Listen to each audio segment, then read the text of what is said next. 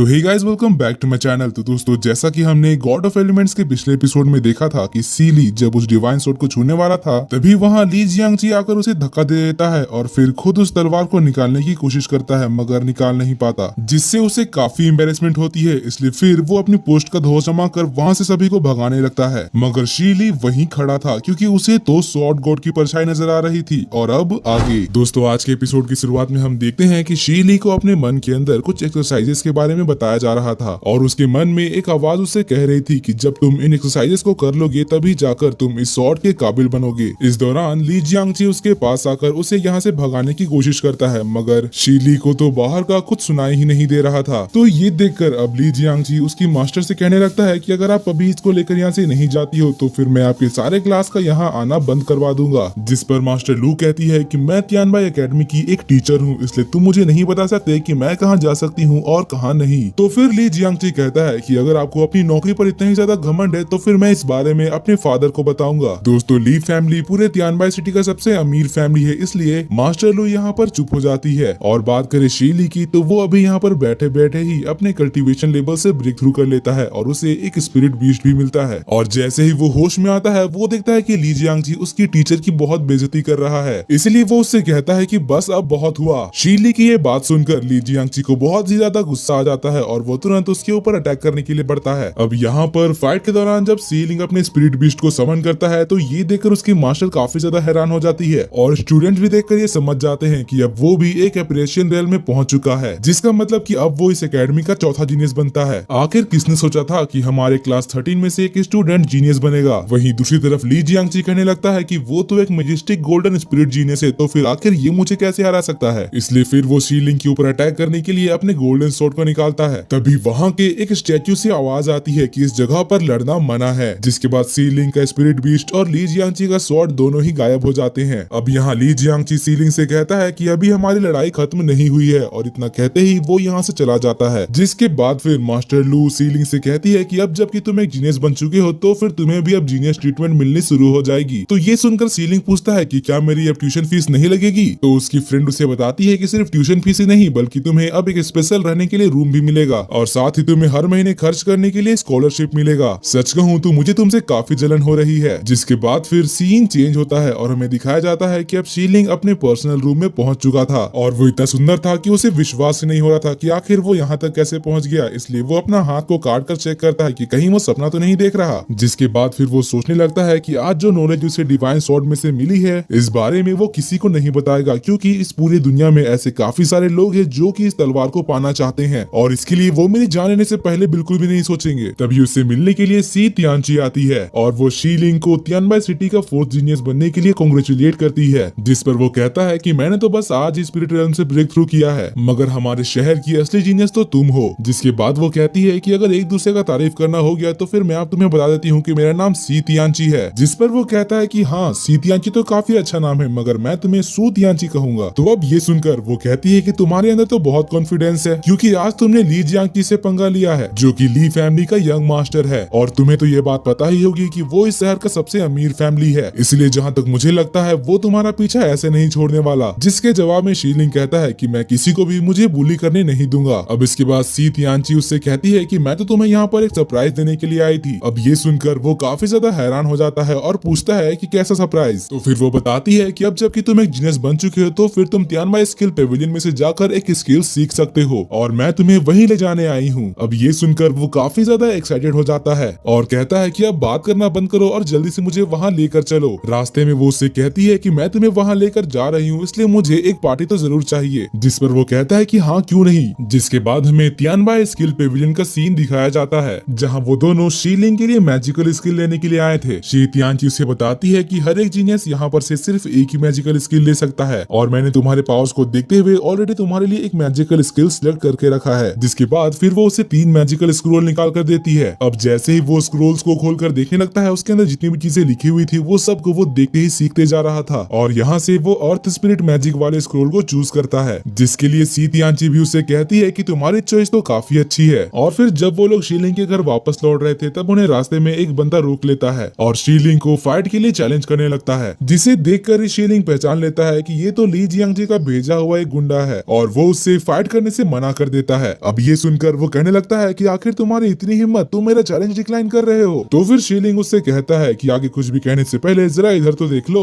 वो बंदा भी सी तियानची को देखकर पहचान लेता है कि ये तो तियानबाई एकेडमी की सबसे पावरफुल जीनियस है। जिसके बाद शीलिंग कहता है कि मेरे साथ सू तियानची है तो फिर मैं तुमसे या फिर तुम्हारे ली जियांगची से क्यों डरूं। और फिर वो दोनों उसे इग्नोर करते हुए वहाँ से जाने लगते हैं। रास्ते में सी तियानची उससे कहती है कि तुम मेरा नाम लेकर उसको डरा रहे थे तो फिर मेरा सही नाम तो ले लेते। और फिर उसे जीभ दिखाकर वहाँ से चली जाती है। और ये देखकर शीलिंग जोर जोर से हंसने लगता है। जिसके बाद फिर शीलिंग अपने नए स्क्रोल की मदद से प्रैक्टिस करना शुरू कर देता है और अपने नए पावर्स को देखकर वो काफी ज्यादा खुश हो रहा था। जिसके बाद फिर वो अर्थ मैजिक से अपने आर्मर को बनाने की कोशिश करता है और इसमें भी वो कामयाब हो जाता है। उसने जमीन पर पड़े पत्थरों को रिफाइन करके एक बहुत ही तगड़ा आर्मर बना लिया था जो कि पूरी तरह से उसके स्पिरिट बीस्ट के पावर से कनेक्टेड था। और इसकी मदद से वो यहाँ पर बड़े बड़े चट्टानों को एक ही मुक्के से चूर चूर कर देता है। जिसके बाद फिर वो सोचने लगता है कि उसे जल्द से जल्द डिवाइन सोर्ड से मिली हुई नॉलेज से कल्टीवेशन करके ब्रेक थ्रू करना होगा। और इसके लिए वो अंदर अपने रूम में चला जाता है। यहाँ उसे कल्टीवेशन करते हुए दोपहर से शाम हो जाती है और इसके कल्टीवेशन करने से वहाँ वो डिवाइन सोर्ड भी रिएक्ट कर रहा था और शीलिंग को उसकी आवाज सुनाई देने लगती है। ऐसा लग रहा था कि वो डिवाइन सोर्ड उसे पुकार रही है। मगर वो तो ये सोचकर परेशान हो रहा था कि अगर वो अभी जाकर उस स्वॉर्ड को निकाल लेता है तो सारे लोगों को ये बात पता चल जाएगी कि वो स्वॉर्ड मेरे पास है। फिर पूरी दुनिया से इस स्वॉर्ड को लेने के लिए लोग मुझे मारने के लिए आएंगे, लेकिन मुझे जो मिल रहा है उसके लिए रिस्क तो लेना ही होगा। और इतना कहने के बाद वो उस डिवाइन स्वॉर्ड को लेने के लिए जाने लगता है और उस तलवार को रखने के लिए वो रास्ते में से एक स्कैबर्ड को भी लेकर जाता है। दोस्तों, स्कैबर्ड का मतलब मयान होता है जिसमें हम तलवार रखते हैं। जिसके बाद फिर वो तियानबाई एकेडमी के बाहर जाकर डिवाइन स्वॉर्ड को अपने पास पुकारता है और क्योंकि वो डिवाइन स्वॉर्ड अब शीलिंग के साथ ऑलरेडी कनेक्ट हो गया था इसलिए वो उसके पुकारने पर तुरंत वहाँ से निकलकर एक बड़े से फिनिक्स का रूप ले लेता है और उड़ते हुए तुरंत शीलिंग के पास आ जाता है। और जैसे ही शीलिंग अपना हाथ आगे बढ़ाता है वो फिनिक्स दोबारा से बदल कर डिवाइन स्वॉर्ड बन जाता है। इस डिवाइन स्वॉर्ड को अपने हाथ में देखकर शीलिंग काफी ज्यादा खुश हो रहा था। वो कहने लगता है कि ये स्वॉर्ड वही है जिसने की गॉड्स को मारा था। मगर जैसे ही वो डिवाइन स्वॉर्ड को अपने स्कैबर्ड में रखता है उसका रूप बदल जाता है और तभी वहाँ पर ली जियांगची आ जाता है जिसको देखकर शीलिंग सोचने लगता है कि आखिर ये बंदा इस वक्त यहाँ पर क्या कर रहा है। ली जियांगची यहाँ पर उससे कहता है कि तुम तो बहुत ही ज्यादा डरपोक निकले। दोपहर में तुमने मेरे बंदे से फाइट नहीं किया और अब यहाँ रात के अंधेरे में प्रैक्टिस करके मुझे हराना चाहते हो, लेकिन मुझसे बचना इतना भी आसान नहीं है। अभी मैं तुम्हें बताता हूँ कि मुझसे पंगा लेने का क्या नतीजा होता है। और इतना कहते ही वो शीलिंग के ऊपर अटैक करना शुरू कर देता है। मगर शीलिंग उससे फाइट नहीं करना चाहता था इसलिए वो उसके अटैक्स को सिर्फ डॉज ही कर रहा था। लेकिन जब ली जियांगची का ज्यादा होने लगता है तो फिर शीलिंग भी फाइट के लिए तैयार हो जाता है और अपने नए आर्मर को एक्टिवेट कर लेता है। ली जियांगची यहाँ पर अपने गोल्डन स्वॉर्ड को जाइगेंटिफाई करता है और उससे शीलिंग के ऊपर अटैक कर देता है। मगर वो तो अपने आर्मर की मदद से उसके अटैक को बड़ी ही आसानी से रोक लेता है जिससे यहाँ एक बहुत बड़ा सा एनर्जी का धमाका होता है जिससे ली जियांगची को डैमेज होता है और उसके मुंह से खून निकलने लगता है। अब यहाँ पर लड़ाई की आवाज सुनकर तियानबाई सिटी के ड्रैगन गार्ड्स तुरंत वहाँ पहुंच जाते हैं और उन दोनों को चारों तरफ से घेर लेते हैं। और उनका लीडर कहता है कि जब तक मैं ना कहूँ तब तक यहाँ पर से कोई भी नहीं हिलेगा। तभी वहाँ पर तियानबाई एकेडमी के डीन यानी कि उनका प्रिंसिपल आता है और कहने लगता है कि डिवाइन स्वॉर्ड की सारी रिस्पॉन्सिबिलिटी हमारे एकेडमी के ऊपर है, इसीलिए एकेडमी के आसपास जो कुछ भी होता है उससे निपटने के लिए हमारे लोग ऑलरेडी मौजूद है। तो इसके जवाब में ड्रैगन गार्ड्स का लीडर कहने लगता है कि डिवाइन स्वॉर्ड की रिस्पॉन्सिबिलिटी सिर्फ आपकी ही नहीं बल्कि पूरे शहर की है और हमारी भी है। जिस पर प्रिंसिपल शू कहते हैं कि अभी हमें तुम्हारी कोई जरूरत नहीं है इसलिए तुम यहाँ से जा सकते हो। अब उनकी ये बात सुनकर ड्रैगन गार्ड के लीडर को काफी ज्यादा गुस्सा आ जाता है और वो अर्थ किंग बैनर को समन करते हैं। तो इसके जवाब में प्रिंसिपल शू भी हेवन किंग ट्रेजर को समन करते हैं। लेकिन फिर वो कहने लगते हैं कि अगर यहाँ पर हम दोनों आज फाइट करते हैं तो इससे काफी सारी बर्बादी होगी। अब उसके इस बात पर ड्रैगन गार्ड का लीडर भी एग्री करता है और अपने हथियार को पीछे कर लेता है और कहता है कि पहले हमें इस एरिया को अच्छी तरह से सर्च करना होगा। तो फिर प्रिंसिपल शू उसे बताते हैं कि स्वॉर्ड गॉड का डिवाइन स्वॉर्ड अपने मास्टर को खुद ही चूज करता है, इसीलिए हमें कुछ भी करने से पहले ये सोचना होगा कि हम किसी भी तरह से डिवाइन स्वॉर्ड को ऑफेंड नहीं कर रहे हैं। जिस पर ल्यू सॉन्ग कहता है कि आपको क्या लग रहा है कि जिस बंदे के पास डिवाइन स्वॉर्ड होगा वो खुद ही आगे आकर आपको बताएगा। तभी ली जियांगची कहता है कि मुझे पता है कि इस जगह पर पहले से कौन मौजूद था। अब उसकी ये बात सुनकर शीलिंग और शी तियानची सोचने लगते हैं कि आखिर ये करना क्या चाहता है। और बात करें ली जियांगची की तो वो आगे बढ़कर अब प्रिंसिपल को बताने लगता है कि जब मैं यहाँ पर आ रहा था तब मैंने देखा था कि शीलिंग इस जगह पर प्रैक्टिस कर रहा था। तो ल्यू सॉन्ग पूछता है कि आखिर ये शीलिंग कौन है, जिसके जवाब में ली जियांगची बताता है कि शीलिंग आज ही कल्टीवेशन करके अपने स्पिरिचुअल रम से ब्रेक थ्रू किया है और एक जीनियस बन चुका है और इसके पास एक अर्थ स्पिरिट बियर भी है। और ये बात तो यहाँ पर सभी को पता है कि अर्थ मैजिक वाले हैवी ऑब्जेक्ट्स को उठा सकते हैं। और जहाँ तक मुझे पता है शीलिंग कभी भी कोई तलवार कैरी नहीं करता था, मगर आज उसके पास एक अजीब सा दिखने वाला स्वॉर्ड है, जिससे ये बात साबित हो जाती है कि शीलिंग ही है डिवाइन स्वॉर्ड का चोर। अब ये सुनकर लियू सोंग अपने मैजिक से उसे पकड़कर अपने पास ले आता है और उसकी तलवार को निकाल लेता है। अब इधर शीलिंग सोचने लगता है कि अब तो सबको ये पता चल ही जाएगा कि मेरे पास ही डिवाइन स्वॉर्ड है।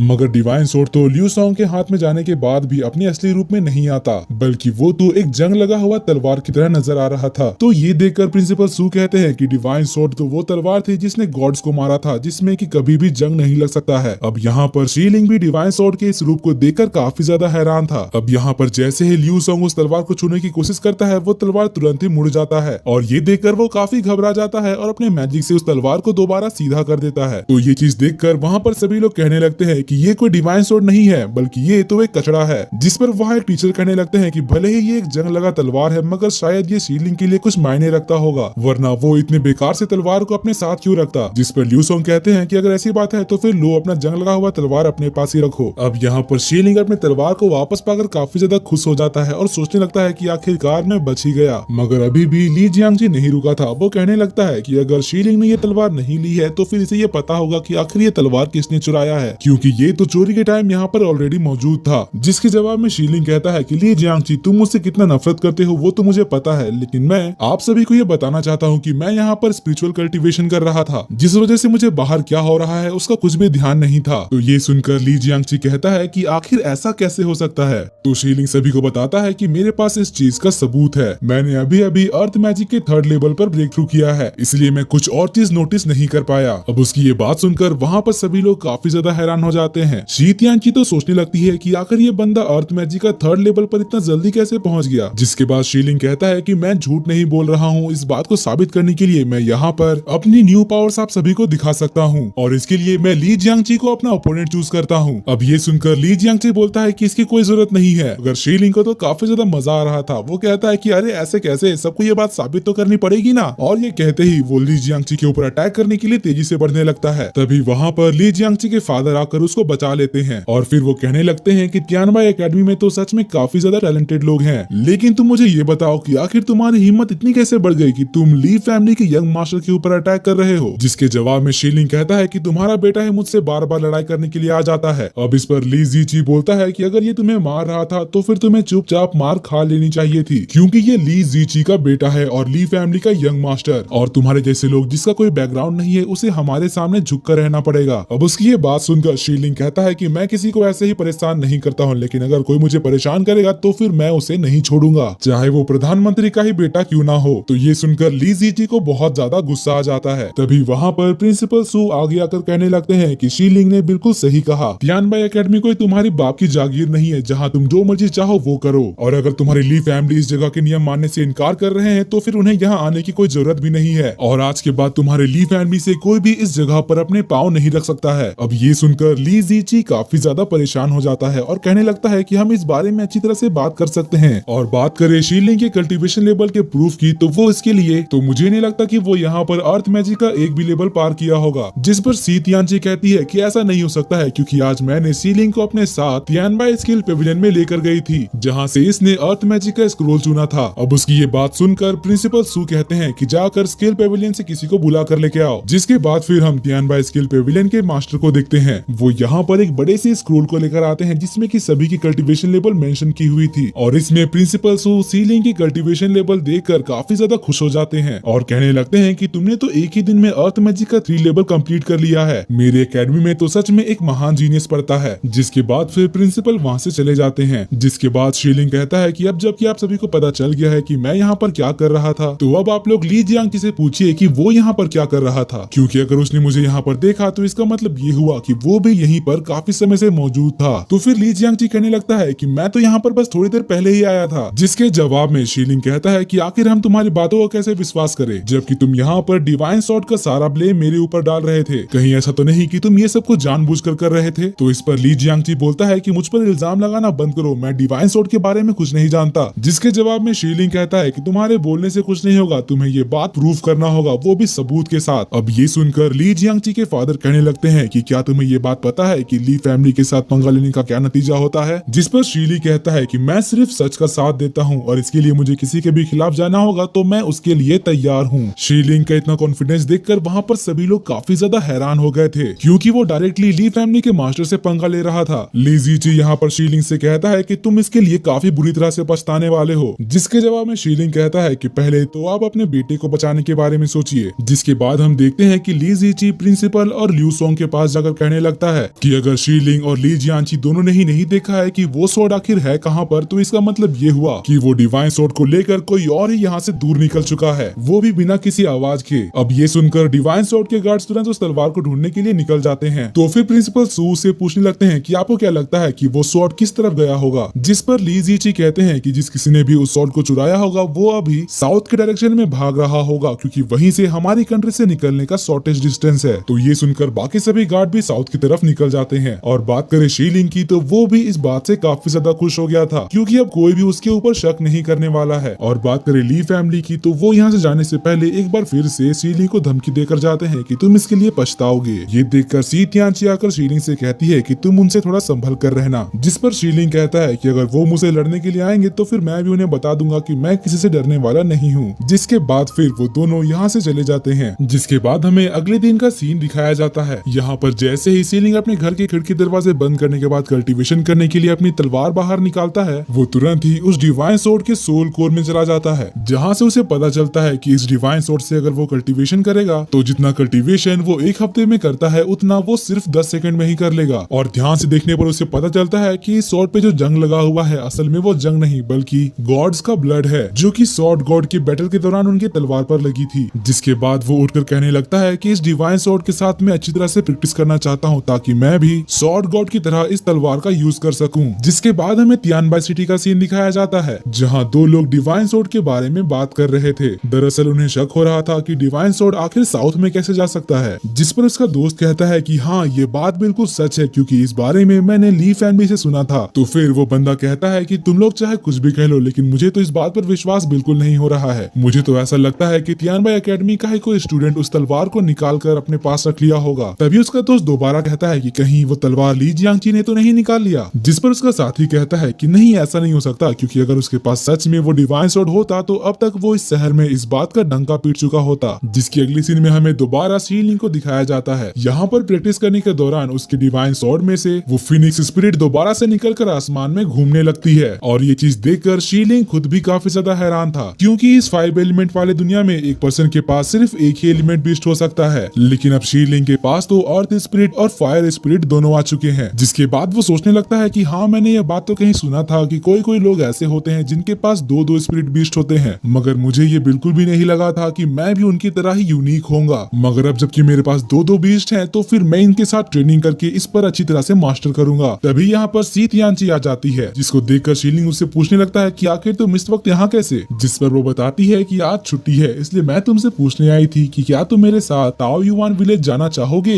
जिस पर वो कहता है कि हाँ क्यों नहीं, वैसे भी मुझे घर की बहुत याद आ रही थी। और फिर वो दोनों घोड़ों पर सवार होकर अपने गांव की तरफ निकल जाते हैं, मगर रास्ते में कुछ गुंडे उनका रास्ता रोक लेते हैं। शीलिंग उन्हें देखकर पहचान लेता है कि ये तो गोल्डन स्कॉर्पियन थीफ है। अब यहाँ पर उनका लीडर बोलता है कि क्या तुम ही शीलिंग हो, मुझे तुम्हें मारने का ऑर्डर मिला है। अब उसकी ये बात सुनकर वो दोनों उससे पूछते हैं कि क्या तुम्हें ली फैमिली ने भेजा है, मगर उसका जवाब देने के बजाय वो सभी अपने अपने स्कॉर्पियन बीस्ट को समन करते हैं। तो फिर शीलिंग भी उनसे फाइट करने के लिए अपने घोड़े से उतरकर आगे आ जाता है और सी तियानची को वहाँ से भागने के लिए कहता है। तो फिर वो गुंडा कहता है कि मेरे होते हुए यहाँ से कोई नहीं भाग सकता, और इतना कहते ही वो उसके ऊपर अटैक करने के लिए बढ़ता है। तो शीलिंग भी उसका सामना करने के लिए अर्थ स्टॉर्म बियर को समन कर लेता है। और बात करें सी तियानची की, तो वो भी ऊपर हवा में कूदकर लोटस स्पिरिट को समन करती है और अकेले अपने तलवार की मदद से उन सभी के अटैक्स को बड़े ही आसानी से रोक रही थी। और बात करें शीलिंग की, तो वो यहाँ पर अपने ओपोनेंट को पूरी तरह से पीट रहा था, और उन सभी को हराने के बाद वो दोनों उसके पास जाते हैं और कहते हैं कि तुम जाकर ली जी को ये कह देना कि वो चाहे जितने भी गुंडे क्यों ना भेज दे, हम सभी का सामना करने के लिए तैयार हैं। अब यहाँ पर हम ली जियांची को देखते हैं, जो कि अपने साथ एक और गुंडे को लेकर आ रहा था। वो स्कॉर्पियन थीफ के लीडर से कहता है कि तुम सब तो किसी काम के नहीं। अब यहाँ पर सी तियानची शीलिंग को बताती है कि अभी जो बंदा ली के साथ है वो उसके ली फैमिली का बटलर है, और वो भी अर्थ मैजिक का इस्तेमाल करता है, और उसके पास जो कॉफिन है उससे उस बंदे ने आज तक न जाने कितने लोगों को मारा है। जिसके जवाब में शीलिंग कहता है कि वो तो हमसे एक लेवल ज्यादा है, जिसका मतलब कि इससे लड़ाई करने में हमें प्रॉब्लम हो सकती है। अब यहाँ पर ली आगे आकर शीलिंग से कहता है कि तुमने गोल्डन स्पीयर थीव्स को हरा दिया, और इससे ये साबित हो जाता है कि तुम अब सच में पावरफुल हो चुके हो। इसीलिए मैं तुम्हें एक चांस देता हूँ, अपनी गलती मानकर मुझसे माफी मांग लो और मेरे सामने झुक जाओ, फिर मैं तुम्हारे जान बख्श दूंगा और तुम्हें अपना नौकर बनाकर रखूंगा। जिसके जवाब में शीलिंग कहता है कि मैं तो यहाँ पर अपने दम से लड़कर जीता हूँ, तुम्हारी तरह नहीं जो कि अपने साथ इतने सारे गुंडों को लेकर चलता है, क्योंकि तुम्हें खुद लड़ना नहीं आता। तो फिर ली कहता है कि अपनी बकवास बंद करो, अब मैं तुम्हें बताता हूँ कि क्या होता है मेरा मजाक उड़ाने का नतीजा। जिस पर शीलिंग कहता है कि अच्छा ऐसी बात है, और उसके ऊपर अटैक करने के लिए अपना हाथ उठाता है, मगर यहाँ वो उनसे लड़ने के बजाय भागने का डिसाइड करता है। तो ये देखकर ली जियांगजी अपने बटलर से उन्हें पकड़ने के लिए कहता है। वो बटलर सीटी बजाकर उन घोड़ों को रोक देता है। तो ये देखकर शीलिंग कहता है कि तुम आगे बढ़ो, मैं इसे रोकता हूँ, और फिर अपने अर्थ स्पिरिट बीस्ट को समन करता है। तो ये देखकर अब वो बटलर भी अपने अर्थ मैजिक से उस कॉफिन को शीलिंग के ऊपर अटैक करने के लिए भेजता है, मगर उसके इस अटैक को तो शीलिंग बड़े ही आसानी से रोकने में कामयाब हो गया था। और फिर उससे कहता है कि तुम्हारे बारे में तो मैंने बहुत कुछ सुना था, लेकिन तुम तो बाकियों की तरह ही कमजोर निकले। तभी शी तियानची कहती है कि तुम उन्हें कुछ देर रोकने की कोशिश करो, मैं जाकर तुरंत मदद लेकर आती हूँ। और इधर अब वो बटलर इस कॉफिन को ऊपर हवा में उछाल कर एक स्मैश अटैक करता है, जिसको रोकने में शीलिंग काफी ज्यादा स्ट्रगल कर रहा था। और अब वो बटलर कहता है कि देख लिया ना तुमने कि यहाँ पर कौन है असली पावरफुल। और दोस्तों इसी के साथ ये एपिसोड यहीं पर खत्म होता है। अगर आपको मेरी एक्सप्लेनेशन और ये वीडियो पसंद आया तो प्लीज वीडियो को लाइक कर दीजिएगा, और इसके अगले एपिसोड को देखने के लिए चैनल को सब्सक्राइब करके बेल नोटिफिकेशन भी ऑन कर लीजिएगा, क्योंकि इसके आने वाले सभी एपिसोड्स हमारे चैनल पर सबसे पहले आपको मिलेंगे। और हाँ, नीचे कमेंट्स में ये बताइए कि आपका फेवरेट एनिमे कौन सा है। तो मिलते हैं आपसे अगली वीडियो में, तब तक के लिए bye bye, be happy, be safe and thanks for watching.